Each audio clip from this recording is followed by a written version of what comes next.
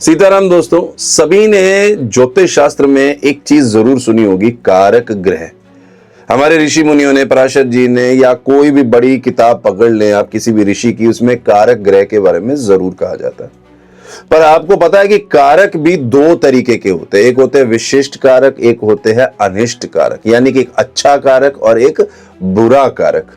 अच्छा कारक जैसे गुरु जो है वो द्वितीय भाव का कारक है, पंचम भाव का कारक है, एकादश भाव का कारक है। अगर यहां पे होता है तो वृद्धि करता ही करता है। हालांकि कुछ जगह पे ये कहा जाता है कारक जब अपने ही भाव में होता है तो उसका अनिष्ट करता है, बट उसके लिए भी ना कुछ कॉम्बिनेशन है जो प्रैक्टिकल एस्ट्रोलॉजी में ना समझ आते हैं। मतलब जब इंसान यूज करता है उन फॉर्मूलाज को तो उसको समझ में आता है कि उसको अप्लाई कैसे करना। हालांकि उस पर आज बात नहीं करेंगे, आज हम अनिष्ट कारक ग्रह पे काम करेंगे, बात करेंगे।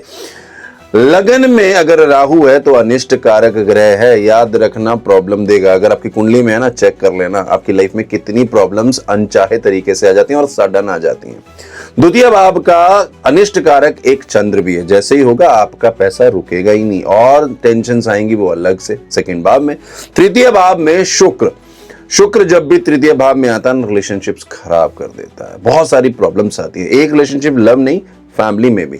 चौथे भाव का अनिष्ट कारक होता है बुध। जब भी बुध होगा ना, डिस्प्यूट्स कराएगा, आपकी जेलसी करेगा, बहुत सारी चीजें ऐसी हैं जिसमें कि आपको प्रॉब्लम आनी शुरू हो जाएगी। पंचम भाव का जो अनिष्ट कारक है वो राहु है और एकादश भाव का जो अनिष्ट कारक ग्रह है वो केतु है, क्योंकि दोनों एक दूसरे से 180 डिग्री होते हैं। छठे भाव में शुक्र, सप्तम भाव में केतु फिर आ गया। मतलब राहु और केतु के पास ना 4 भाव आते हैं, मतलब 4 भावों के वो अनिष्ट कारक हैं। अष्टम भाव में बुध अनिष्ट कारक ग्रह बन गया।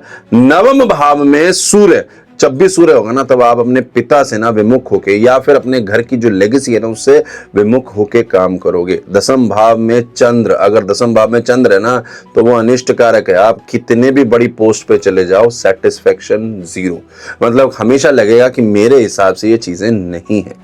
और एकादश भाव का यानी कि 11वें भाव का मैंने केतु का बता ही दिया। और अब द्वादश भाव जो कि बहुत इंपॉर्टेंट है, जिसमें मैक्सिमम लोगों के ना ग्रह होते ही होते हैं।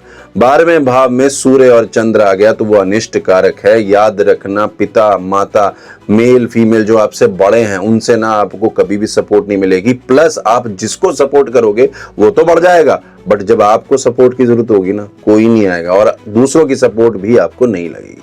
आप ये सारे ग्रह अपनी कुंडली में चेक करना और अपनी लाइफ चेक करना कि आपकी लाइफ कैसी है। डेफिनेटली आपको प्रॉब्लम होगी जो चीजें मैंने बताई है। सीताराम, हर हर महादेव।